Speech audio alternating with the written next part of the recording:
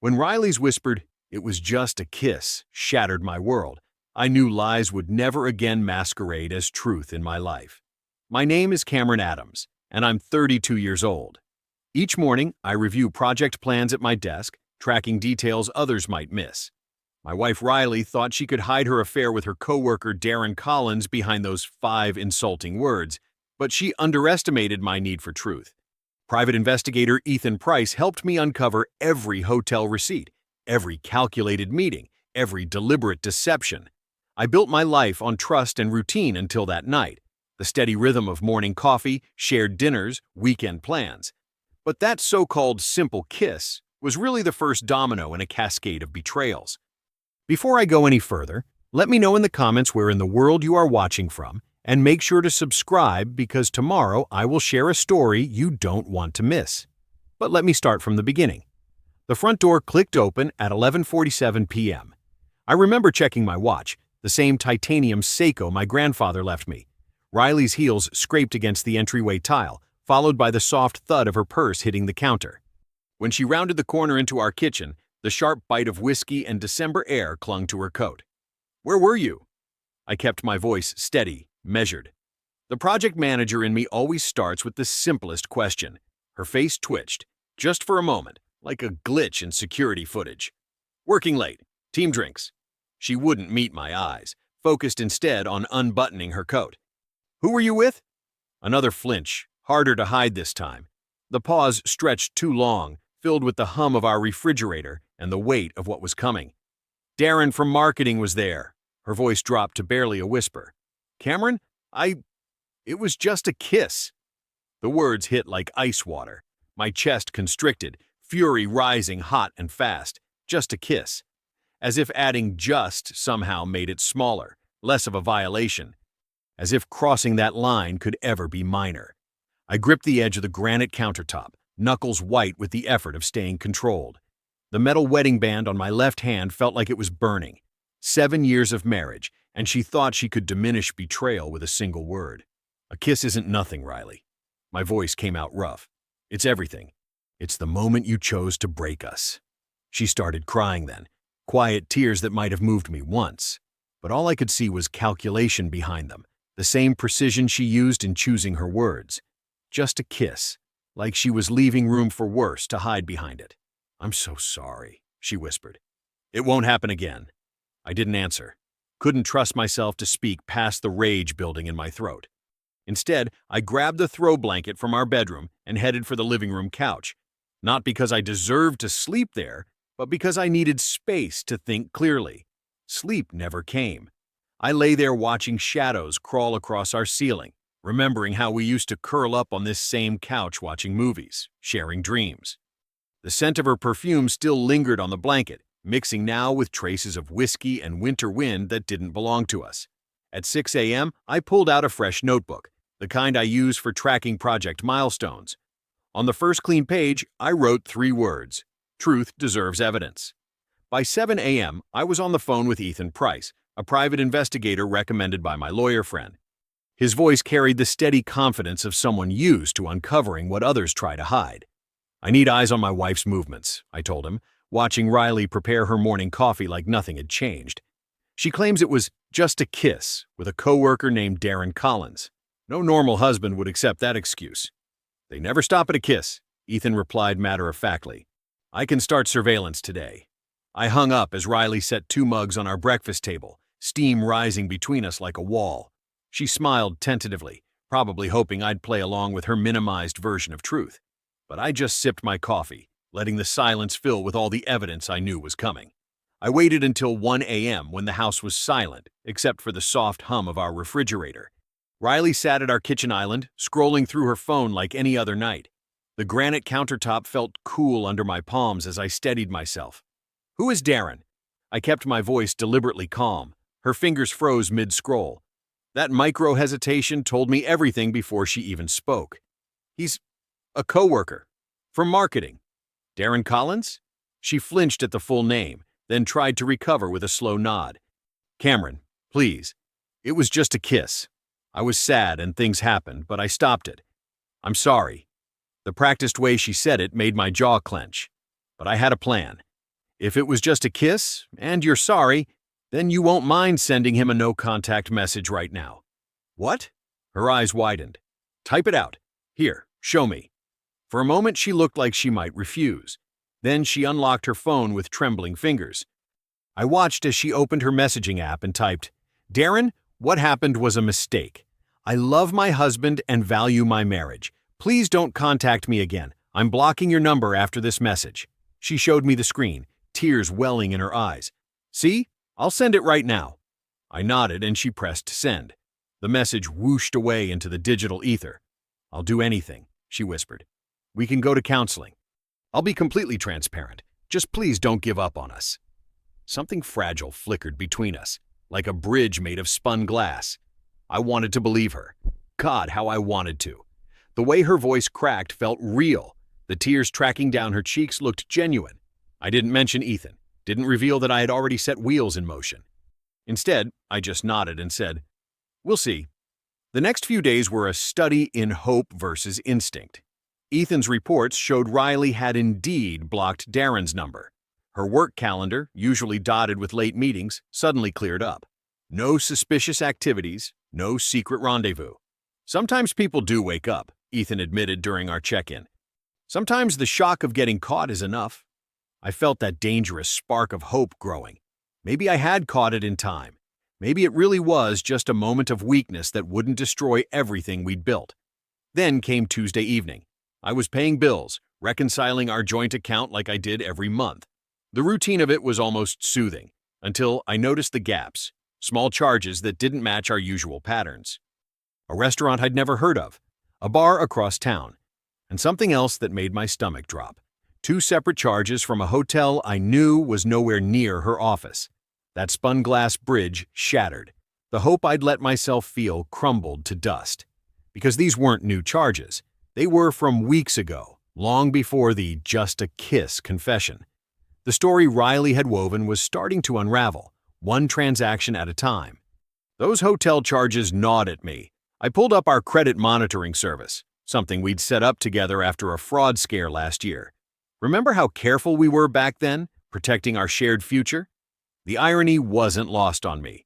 3 clicks in, my screen lit up with an account I'd never seen before. A credit card in Riley's name, opened 6 months ago. My hands went cold as I downloaded the statement. There it was in black and white. 2 charges from the Riverside Hotel. Both on nights she'd texted about late meetings running long. Each receipt carried the same notation in the merchant details. R plus D, Riley plus Darren. The familiar burn of betrayal hit my chest, but this time it crystallized into something harder. This wasn't some impulsive kiss. This was planned, financed, hidden. I reached for my phone, hands steady despite the rage coursing through me. Ethan, I need you to pull check-in records from the Riverside Hotel. 2 specific dates. He didn't waste time with questions. Send them over. I'll have someone at the front desk within the hour. While I waited, fragments of memories tormented me. Riley's careful explanations about budget meetings that ran late. The fresh makeup she'd clearly applied before coming home.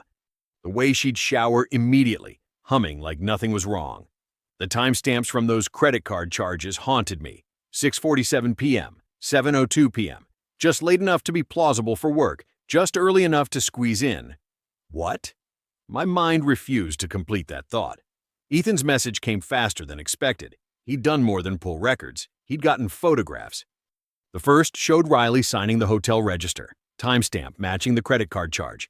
20 minutes later, another shot captured Darren Collins walking through the same lobby. Keep scrolling, Ethan texted. More photos followed. Riley leaving at 9:15 p.m. Darren exiting 17 minutes later, adjusting his tie. Their body language in the elevator screenshots told stories my marriage vows never prepared me for. The final image was the hotel's sign-in log. There was Riley's familiar signature, followed by Darren's scrawl. The same pattern repeated on both dates. My hands shook as I stared at the timestamps. That just a kiss excuse crumbled under the weight of documented evidence.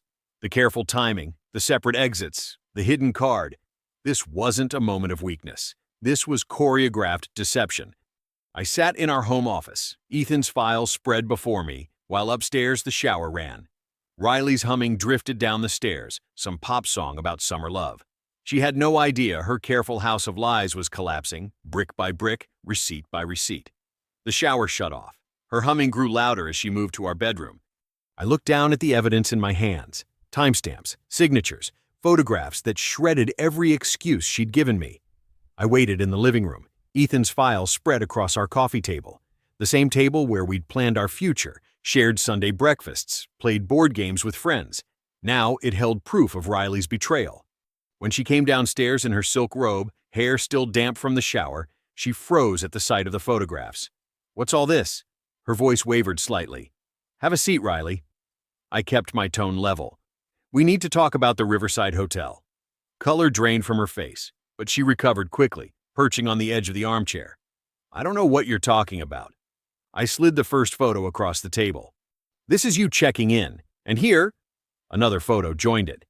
"This is Darren arriving 20 minutes later. You had me followed?" Her eyes flashed with indignation. "How dare you?" "No, Riley, how dare you lie to me?" My hands trembled as I laid out the credit card statements. R+D, 2 separate nights, both during your supposed late meetings. She stared at the evidence, then lifted her chin defiantly.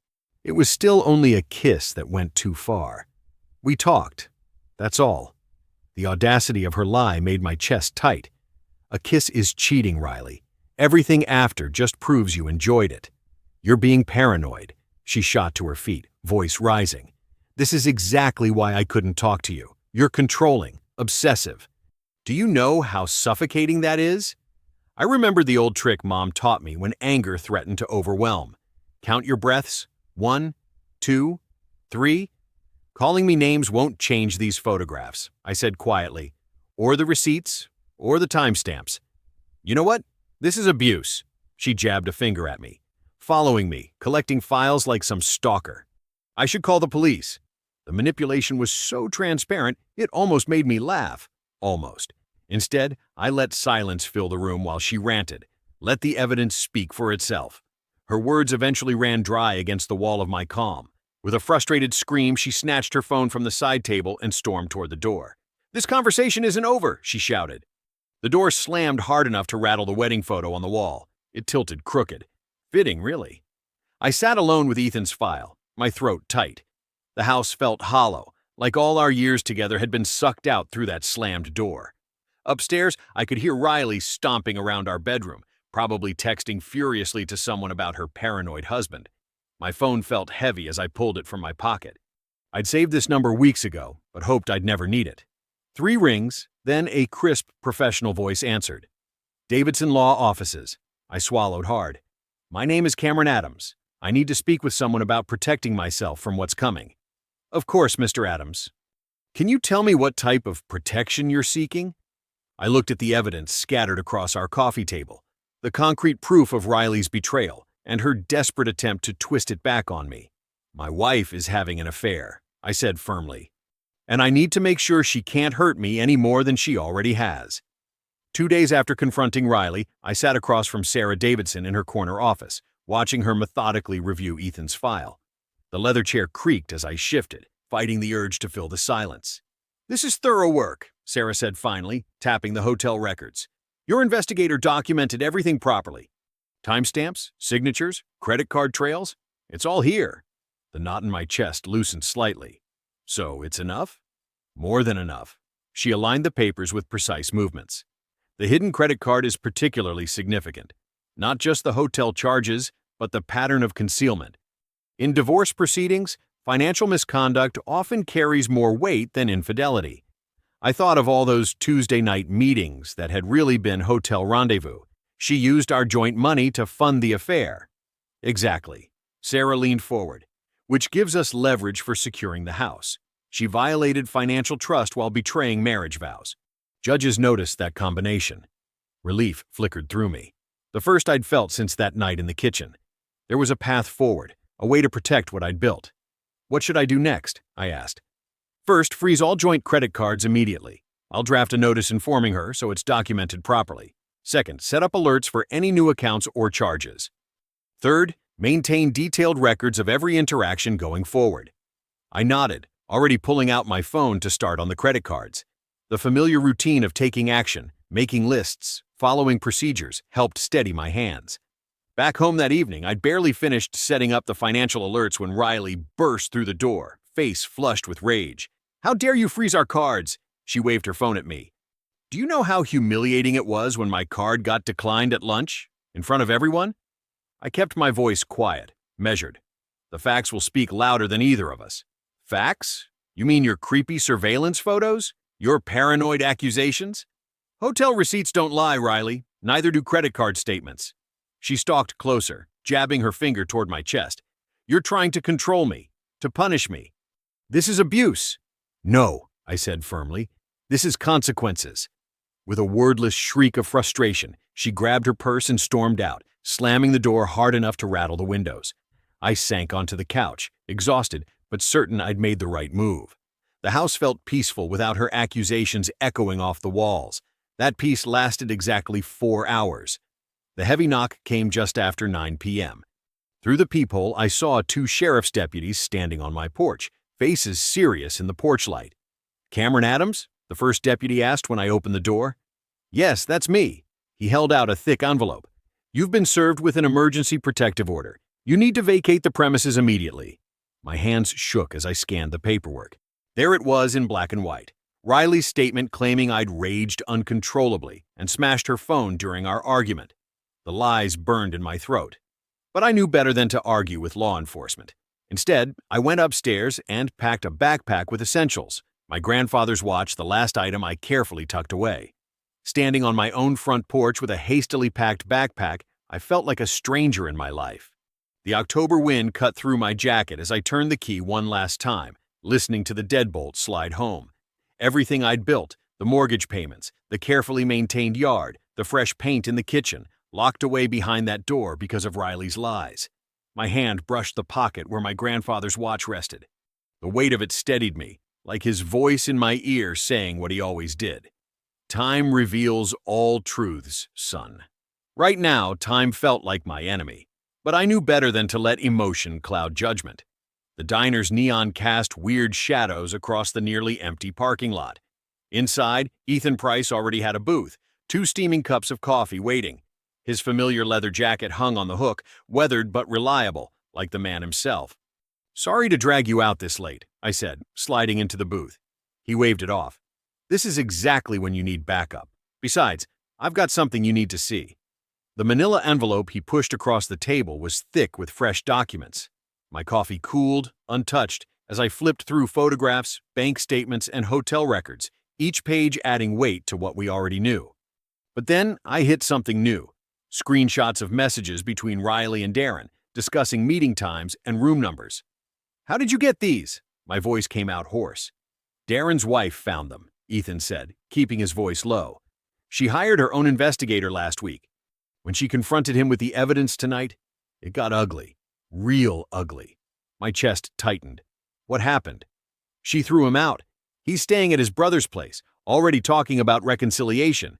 Called Riley twice to tell her it's over. He's not risking his marriage or his position at work for her." A sharp, bitter satisfaction cut through my exhaustion. Riley's carefully constructed affair was crumbling, her supposed partner abandoning ship at the first sign of real consequences. "His wife's investigator is willing to share everything they found," Ethan continued, tapping the folder. "Hotel security footage, credit card statements, text messages. It all backs up what we already documented. Riley can't claim it was just a kiss anymore." I stared into my black coffee, watching the fluorescent lights ripple across its surface. The familiar diner suddenly felt foreign, like everything else in my life. But underneath the hurt and anger, something harder was crystallizing. Determination. "I want to file for divorce," I said quietly. "First thing tomorrow. No more waiting, no more hoping she'll admit the truth." She chose this path when she filed that false order. Ethan nodded, understanding in his eyes. "I'll have my complete report ready for your attorney by morning. Every photo, every receipt, every timestamp, it'll all be there, organized and verified." Outside, a semi rumbled past on the highway, its headlights briefly illuminating our booth. In that flash, I saw my reflection in the window, tired, angry, but unbroken. Riley might have exiled me from our home tonight, but she'd forgotten something crucial. Truth doesn't stay buried forever. I wrapped my hands around the cooling coffee mug, letting its solidity anchor me. Tomorrow would bring lawyers and courtrooms, but tonight I had what mattered most: evidence, allies, and absolute certainty that justice was finally within reach. I sat in the courtroom, my hands folded carefully in my lap to hide their trembling. Not from fear, from the pure electricity of truth finally having its moment. The wood panels and fluorescent lights felt surreal after months of gathering evidence in shadows. Ethan Price took the stand first, his familiar leather jacket traded for a crisp blue suit. He looked exactly like what he was, a professional who dealt in facts, not drama. "Mr. Price," my attorney began, "please describe what your surveillance revealed." Ethan's testimony flowed like a well-oiled machine.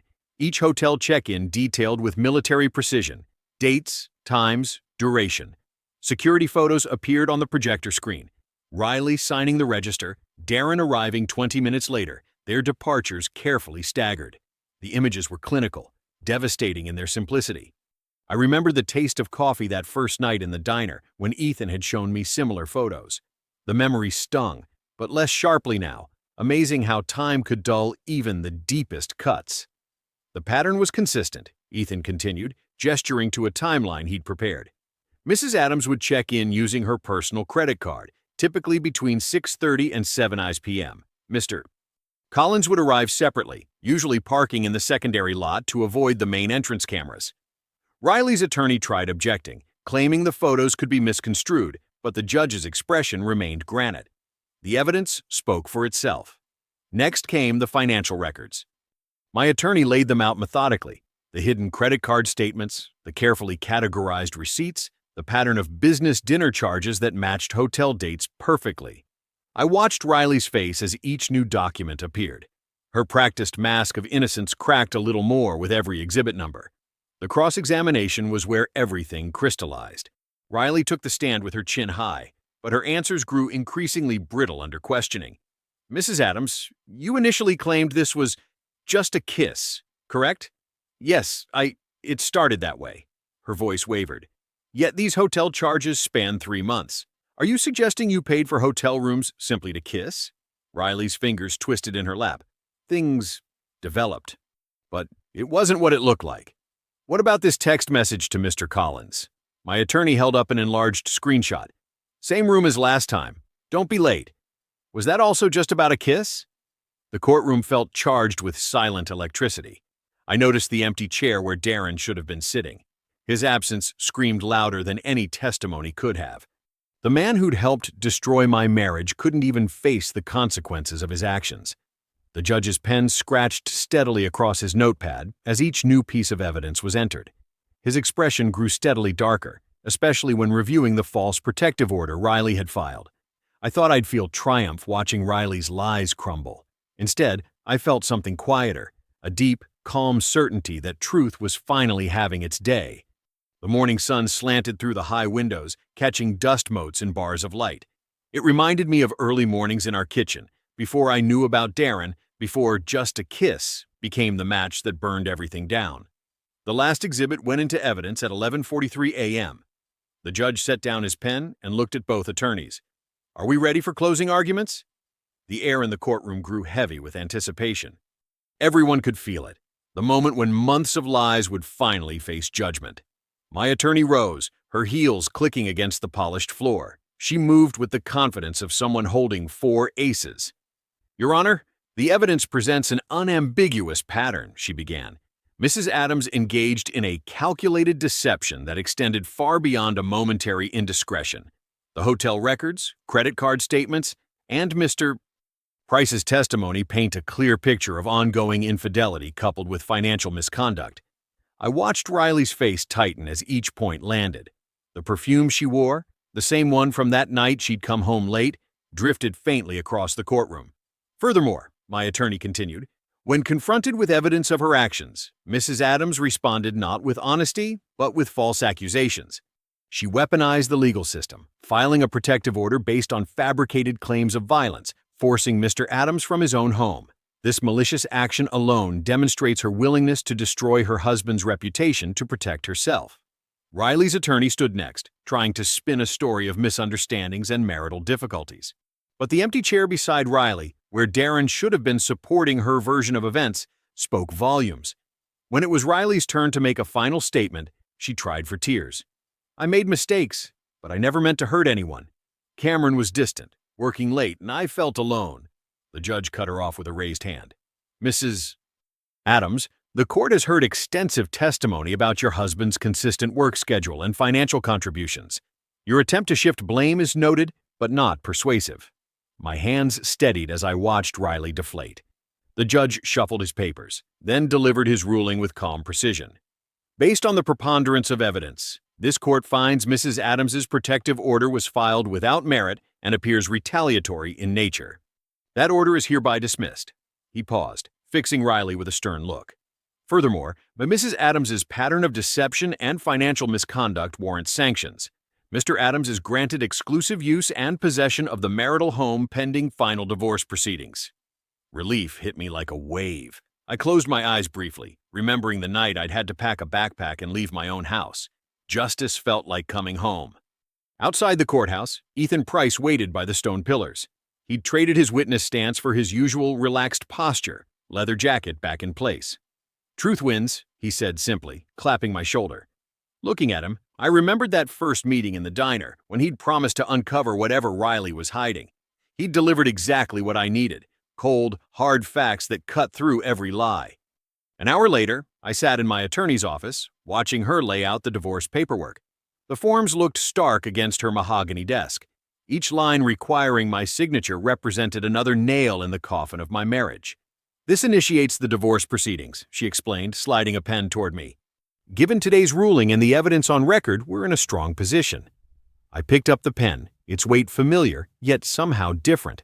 Like everything else since that night Riley had whispered just a kiss, nothing felt quite the same anymore, but as I began signing my name, I knew I was writing the first pages of my new life. 3 weeks after the court ruling, I stood in my kitchen at dawn, just my kitchen now. The morning light filtered through windows I'd cleaned yesterday, catching on the single coffee mug on the counter.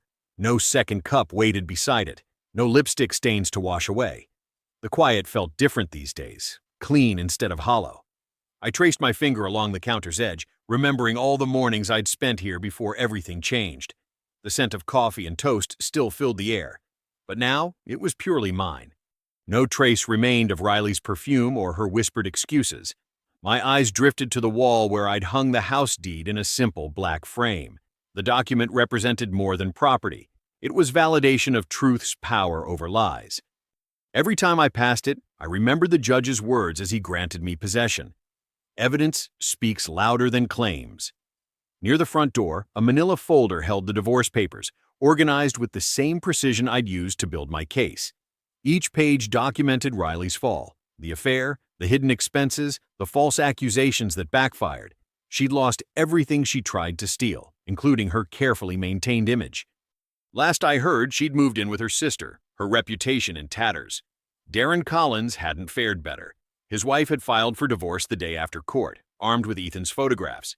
His company's HR department launched an ethics investigation into his conduct with a subordinate. He and Riley didn't even speak anymore, their supposed connection evaporating the moment consequences arrived. I opened the back door and stepped onto the porch, letting the sunrise wash over me. The air carried the crisp promise of autumn, free from the weight of deception that had clouded these past months. A cardinal landed on the railing, bright red against weathered wood. I watched it hop closer, unafraid. The morning silence gave me space to reflect on everything I'd learned, how a single kiss could reveal someone's true character, how the right evidence could cut through any lie, how justice, when pursued with patience and principle, eventually found its mark. The house stood solid around me, earned through truth rather than manipulation. Every room had been reclaimed, every space cleaned of betrayal's residue. The home that Riley tried to take through false accusations now served as a monument to consequences. My grandfather's watch ticked steadily on my wrist, the same watch I'd grabbed that night the deputies came. Back then, it had been one of the few pieces of myself I could carry. Now, it marked time in a life rebuilt on my own terms. The sun climbed higher, warming the porch boards beneath my feet. I took a deep breath of morning air, tasting the sweetness of hard-won freedom. After months of fighting through chaos, clarity felt like oxygen. Looking out over my yard, my home, my reclaimed life, I whispered the truth that would guide whatever came next. A kiss is betrayal, and betrayal always costs. I believe stories such as this find us for a reason. If this one touches you, please subscribe. I share a new one every day. In the meantime, there are 2 stories on the screen that are even better.